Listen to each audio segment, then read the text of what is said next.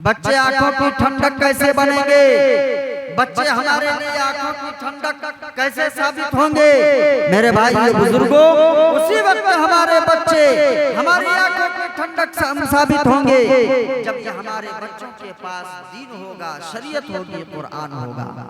इसलिए मैं पांडा के नौजवानों से, यहाँ के बुजुर्गों से बड़े ही मुअद्दबाना दरखास्त करता हूँ, आपके अपने गाँव में, अपने मोहल्ले में जो आपके दुख दर्द में रहते हैं, आप मर जाएंगे, आपके कब्र पर ये दुआ दे करके मिट्टी डालेंगे, आप बीमार होंगे, आपकी आयात पर जाएंगे, आप मुसाफा करेंगे, या आपकी मग़फ़िरत की दुआ देंगे, या आपको देखेंगे, या आपको सलामती की दुआ देंगे।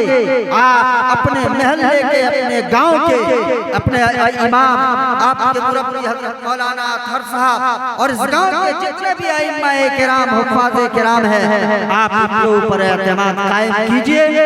इन लोगों के मशवरे से ये जो मेहमान रसूल का घर मदरसे की शक्ल में आपके पास है, अल्हम्दुलिल्लाह इस गांव में कोई कमजोरी नहीं है, इस गांव में कोई कमी नहीं है। यहाँ के लोगों का जज्बा है, बहुत दूर दूर से लोग आते हैं, यहाँ से सैराब होकर के जाते हैं, लोग आते हैं यहाँ से अच्छा खासा रकम लेकर के अपने अपने मदरसों में जाते हैं। अल्हम्दुलिल्लाह हमारा इदारा मदरसा अशरफुल उलूम परासी को भी यहाँ से अच्छा खासा ताउन मिलता है। हमारा आना नहीं होता, हमारे मोहतरम हजरत मौलाना हाफिज़ कारी मोहम्मद फिरोज आलम साहब अल मज़ाहिरी दामत बरकातहुम यहाँ तशरीफ लाते हैं, यहाँ के लोगों के बारे में, यहाँ के अखलाक, यहाँ के नौजवानों की खूबियों को बतलाते हैं और अच्छी खासी रकम जाती है हमारे मदरसे में।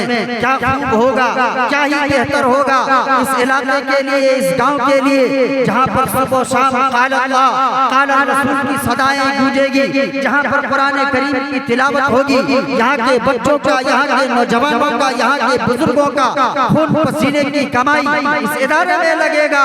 और मेरे भाइयों बुजुर्गों, जब पढ़ने वालों से मैदान महशर से पूछा जाएगा तुमने अपनी जिंदगी में क्या किया, आप ये कह देना, ऐ परवरदिगार आलम, हमारे पास आमाल ठीक नहीं है, हमारे करतूत अच्छे नहीं है, तेरे नबी का एक घर था, तेरे नबी का मेहमान था, जो हमसे बना हमने किया, जो हमसे बना हमने उनकी खिदमत किया। अल्लाह अपने नबी के मेहमान के सदक़े आपकी बख्शिश। इसलिए आप इस इदारे को जगाइए, आप इस इदारे को बनाइए, आप इस इदारे को बढ़ाइए। इसकी कीमत आज दुनिया को पता है, हमें नहीं पता। इसकी कीमत आज दुश्मनान इस्लाम को पता है, हमें नहीं पता। अरे उनको पता है तभी तो वो मिटाना चाहते हैं, उनको पता है तभी तो वो खत्म करना चाहते हैं। और ये सिर्फ आज नहीं, जब से दुनिया बनी, जब से अल्लाह तबारक व तआला ने दुनिया का निजाम चलाया, जब से रसूल पाक सल्लल्लाहु अलैहि वसल्लम ने इस कुरान को लोगों के सामने पेश किया, उसी दिन से जो है दुश्मन का ज़ुहूर हुआ, उससे पहले दुश्मन का ज़ुहूर नहीं। आप देखें हुजूर पाक सल्लल्लाहु अलैहि वसल्लम दुनिया में तशरीफ लाए, 40 साल तक मक्के वालों के दरमियान में रहे, और मक्के वाले आपको आपकी कम उम्र के बावजूद किसी मामले में जब फैसला होता था तो आपकी बात को हरफे अखीर माना जाता था। मोहम्मद जो कह देगा हम मानने के लिए तैयार। अभी आपकी उम्र कम है, अल्लाह के नबी सल्लल्लाहु अलैहि वसल्लम की अमानतदारी का ये आलम था कि मक्का के बड़े बड़े रईस, बड़े बड़े चौधरी आपके पास अपनी अमानतें रखवा करते थे। आपको लक़ब दिया था अमीन का, आपकी ज़बान, आपकी सदाकत का ये आलम था। मक्के वालों ने आपको सादिक का लक़ब दिया था। ये जो दो लक़ब थे, अमीन और सादिक, ये आपके ऐलान नबूवत से पहले। लेकिन मेरे भाई ये बुजुर्गों, जब अल्लाह तबारक व तआला ने कुरान नाज़िल किया और अल्लाह के नबी ने ऐलान नबूवत किया और लोगों को कहा कि अल्लाह ने मुझ पर कुरान नाज़िल किया और ये मुहतरम शान कलाम और ये अजीम कलाम जो अल्लाह तबारक व तआला ने कहा, अगर ये पहाड़ पर नाज़िल करते, पहाड़ टुकड़ों में बट करके रेजा रेजा होकर के बिखर जाता। ये तो रसूलुल्लाह का सदका है, आपके सीने से गुजर करके आज हमारे सीने में आया तो 8 साल का मासूम बच्चा वो भी कुरान करीम की तिलावत करता है, 80 साल का बूढ़ा कमजोर वो भी कुरान करीम की तिलावत करता है। ये नबी पाक सल्लल्लाहु अलैहि वसल्लम का सदका है। वरना अल्लाह के नबी के ऊपर जब कुरान नाजिल हुआ, वो नबी जिनको अल्लाह ने दुनिया के 4000 मर्दों की ताकत अता किया था, मामूली बात नहीं है, अल्लाह तबारक व तआला ने ये कुव्वत अता किया, उसके बावजूद जब कुरान नाजिल हुआ आपके पेशानी में पसीना मुबारक नमूदार होता था और अल्लाह के नबी इस कदर बेचैन हुए, अल्लाह के नबी ने घर में आए और कहा ज़म्मिलूनी ज़म्मिलूनी, मुझे कंबल ओढ़ा, मुझे लग रहा है मैं हलाक हो जाऊंगा। सबसे पहले दिलासा देने वाली, सबसे पहले हिम्मत देने वाली, सबसे पहले तसल्ली देने वाली अम्मा खदीजतुल कुबरा रज़ियल्लाहु ताला अन्हा है। वो ये कहती है या रसूलल्लाह आप तो लोगों के साथ सिला रहमी करते हैं, अल्लाह आपको हलाक नहीं करेगा। आप लोगों के साथ हमदर्दी और खैरखाही करते हैं, अल्लाह आपको हलाक नहीं करेगा। आप लोगों को सही रास्ता दिखाते हैं, अल्लाह आपको हलाक नहीं करेगा। ये तालीम कब ऐलान नबुव्वत और ऐलान नबुव्वत के बाद अम्मा खदीजतुल कुबरा रज़ियल्लाहु ताला अन्हा ने भी जिन चीजों का वास्ता दिया, नबी पाक सल्लल्लाहु अलैहि वसल्लम ने भी इरशाद फरमाया, आओ जिस जन्नत की तुम्हें तलाश है, अगर उस जन्नत में जाना चाहते हो तो सलाम, पहला काम सलाम को रिवाज दो। अभी आपने मुफ्ती साहब से सुना, जब इंसान किसी के घर में जाता है बिला झिझक और बिला इरादा बगैर इजाजत के चला जाता है, कुरान कहता है फसल्लिमू, पहले सलाम करो, इजाजत लो फिर जाओ। सलाम को रिवाज दो, जो इंसान सलाम को रिवाज देगा और कसरत से सलाम करेगा, सलाम करने में पहल करेगा, ये तमन्ना नहीं करेगा कि मैं हाजी साहब में किसी को सलाम नहीं करूंगा, मैं महल्ले का चौधरी में किसी को सलाम नहीं करूंगा। मेरे भाई ये बुजुर्गों, फिर तो वो किब्र में, गुरूर में, घमंड में मुब्तला होगा और फिर वो शैतान की सिफात उसके अंदर आ जाएगी। सलाम करने में पहल करो, ये ना देखो कौन बड़ा कौन छोटा, बच्चे को भी सलाम करो, इमाम को भी सलाम करो, मुक्तदी को भी सलाम करो, घर जाओ तो अपनी बीवी को भी सलाम करो और जो तुमसे चेहरा फेरे उसको भी सलाम करो। मेरे भाई बुजुर्गों, बात कहीं से कहीं निकल गई, क्या आप अपने इदारे को मजबूत कीजिए। जब कुरान ठीक पढ़ी जाएगी, कुरान की सही तिलावत होगी, अल्लाह की कसम फिर ये बच्चे हमारे लिए आपके लिए मग़फ़िरत का सामान बनेंगे, हमारे लिए आपके लिए मग़फ़िरत का सामान बनेंगे। ये बच्चे दीनदार होंगे, ये बच्चे मुत्तकी होंगे, ये बच्चे परहेजगार होंगे। फिर ये बच्चे जब कब्रिस्तान से गुजरेंगे तो हो नहीं सकता कि ये कब्रिस्तान से गुजर जाए और कब्रिस्तान वालों को सलाम करे, कब्रिस्तान से गुजर जाए और कब्रिस्तान वालों को कुछ तोहफा ना दे। हम भी तो कब्रिस्तान जाते हैं, कितने लोग जाते हैं, आते हैं, कभी उनका तसव्वुर नहीं जाता। जो दीनदार होता है, तकी होता है, जो परहेजगार होता है, वो जरूर कुछ न कुछ देते हैं। और असल जब इंसान को मोहताजगी हो उस वक्त कुछ भी दे दिया जाए, ये बहुत बड़ी बात है।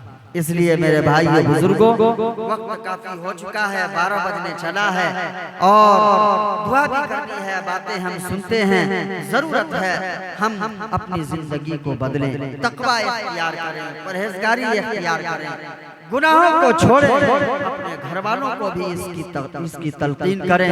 अल्लाह तबारक व तआला से दुआ करें, अल्लाह ताला हमें तक़वा व तहारत की तौफीक अता फरमाए। जाते जाते 2-4 अशआर आप एक पैगाम लेकर के उठें, हमें क्या करना है। वैसे तो हमारे मोहतरम जनाब कारी साहब ने आपके सामने बड़े ही खूबसूरत अंदाज में नातिया कलाम को सुनाया। मैं सिर्फ एक पैगाम देना चाहता हूँ हमारे नौजवान दोस्तों को, हमें क्या करना चाहिए। कुरान में अल्लाह ने इरशाद फरमा दिया, उइद्दत लिल मुत्तकीन, अल्लाह ने जन्नत मुत्तकियों के लिए तैयार किया। कुरान में अल्लाह ने ऐलान किया, रोजा तुम पर फर्ज किया इसलिए कि तुम मुत्तकी बनो। कुरान में अल्लाह ने ऐलान किया जो मुत्तकी लोग होंगे अल्लाह तबारक व तआला कुरान के नूर उनके दिलों में डालेंगे। कुरान का ये ऐलान खैरज़ादी तकवा, जो लोग हज के लिए जाएं वो तकवा का तोशा साथ में ले ले। हर जगह तकवा, और तकवा की कीमत होती है जब इंसान के अंदर तकवा आएगा अल्लाह ताला लोगों के दिलों में उसकी इज्जत डाल देंगे। जब तकवा का जो है जेवर हमारे पास होगा, तकवा का लिबास हमारे पास होगा, मेरे भाइयों बुजुर्गों, तिलावत में भी, इबादत में भी, सखावत में भी, शुजाअत में भी लुत्फ आएगा। इसलिए क्या करना चाहिए? सबसे पहला काम अहले तक़वा की सूरत बना लीजिए। आज जरूरत है कि नहीं रसूल पाक सल्लल्लाहु अलैहि वसल्लम की सूरत को हम पसंद करें। अल्लाह के नबी के चेहरा कैसा था हम अपना चेहरा बनाएं।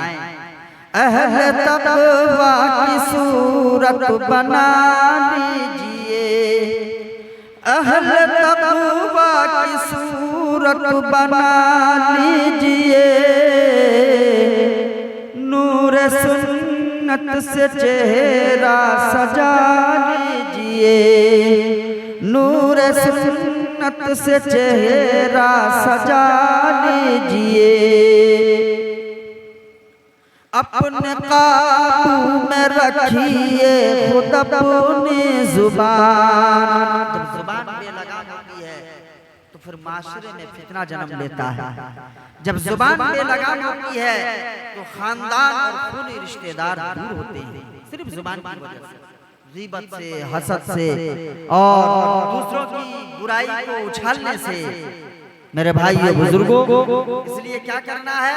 अपने काबू में रखिए खुद अपनी जुबान, अपने काबू में रखिए खुद अपनी जुबान, इससे मत काम बेफायदा लीजिए, इससे मत काम बेफायदा लीजिए।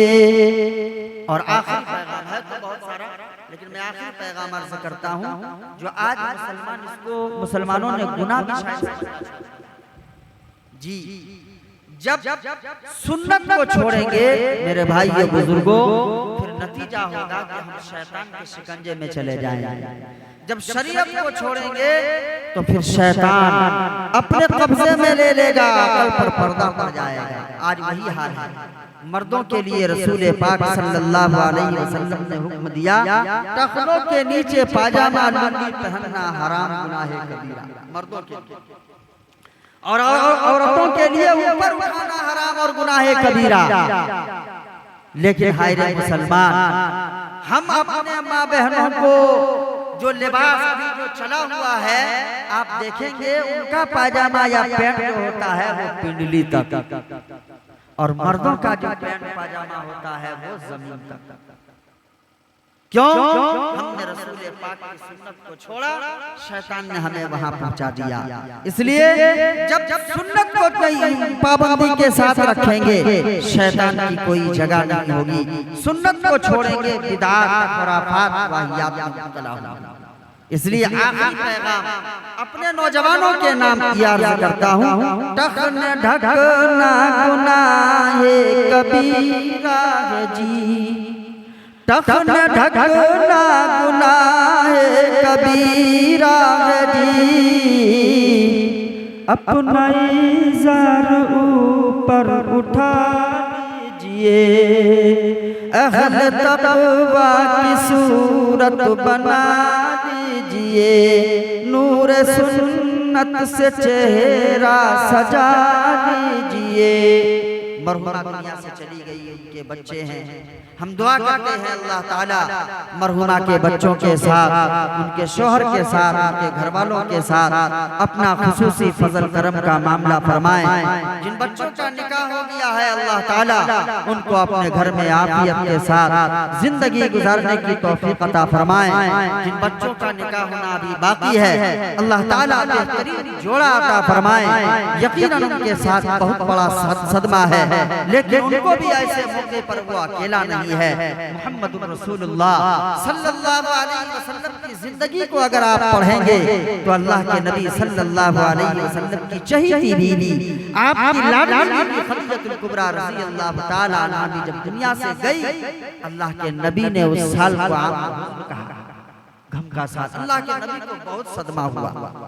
मेरे भाई बुजुर्गों, ऐसे मौके पर हमें सब्र से काम लेना चाहिए, हुजूर पाक की सुन्नतों पर अमल करना चाहिए, अल्लाह की तरफ लौ लगाना चाहिए और उनके नाम पर खुद कुरान करीम पढ़ करके जिक्र और अज़कार करके मुस्तकिल ईसाले सवाब करना चाहिए। अल्लाह पाक हमें आपको इन बातों पर अमल की तौफीक अता फरमाए।